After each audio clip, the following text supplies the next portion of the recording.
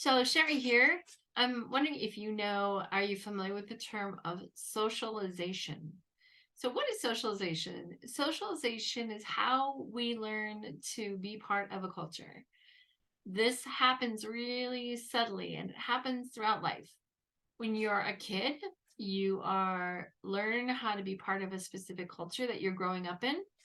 When you are an adult and you become part of a new company, you learn how to become part of that company. I used to be a corporate trainer, and part of my job was to teach people what the culture was that they're this new culture that they're living in this new company, what the expectations are, what a good employee looks like, what those roles are, and how those should be played out. So we don't just get socialized when we're a kid, we get socialized when we're an adult. So it happens throughout life, and and a lot of times it's subtle, and sometimes not so subtle. So if we think about a kid, I always love this explanation because it's always interesting to look at it from the outside. But if you look just at getting on elevators and you think about where people get on first, I know for me, I am the button person, so I will usually get on and try to get next to the buttons to push the button.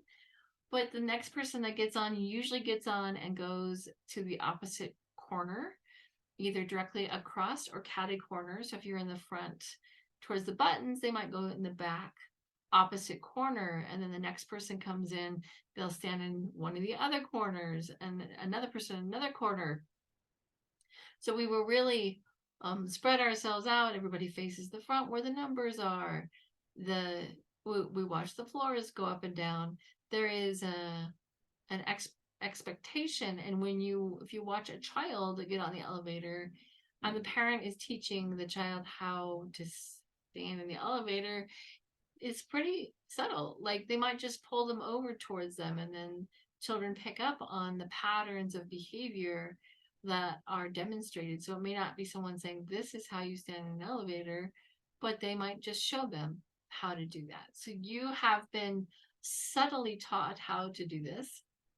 I think about schools too, like kids coming into a school and learning how to interact and what they're supposed to do. And sometimes I have 15-year-olds, kids that are in high school coming to college, and they have to find their way to blend in. They're not in a high school, they can't hang out and act like a high school student in a college classroom because they'll be ostracized by their fellow students. And so you'll find that a lot of those students are quiet and they will blend in well by paying attention. So the main categories that we're going to look at, and I'm going to look at these individually, and in particular how that relates to how we deal with food, because I think that's a really good example or kind of an opening. So much of what we do is so not nonverbal, not spoken.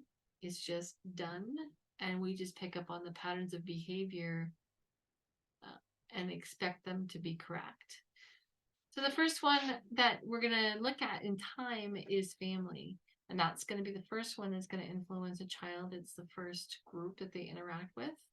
The next one is school as a socializing agent. I guess if people aren't going to school, then they might have church organizations or other things like that that might be a socializing agent for them to teach them about how to interact with other groups of people. But standardly, school would be the next one. The next one, because it interacts with school, is peers. And I think when we look over time, certainly in junior high and high school, peers end up having a stronger influence on what happens with students and what behaviors they might engage in, depending on what their friends might choose to engage in. The culture as a whole, and if you are part of a religion that also represents your culture, like you go to school in a church, go to school in the same place you go to church, for example, then you're getting an extra dose of culture in that context. And then the last one that we look at is media. Media plays a big role as you get older, and certainly the idea of perfectionism, what people are supposed to look like, and that the amazing part about it is that we are comparing ourselves to something that doesn't even exist. If we look at the way that the model that's being pictured is manipulated by technology, it's not even what a normal human being looks like. So interesting.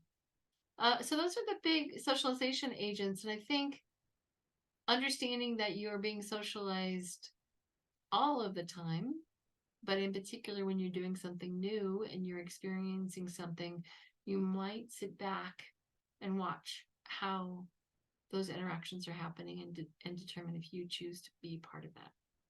Or I don't know if you choose, but you are a part of that. Thank you.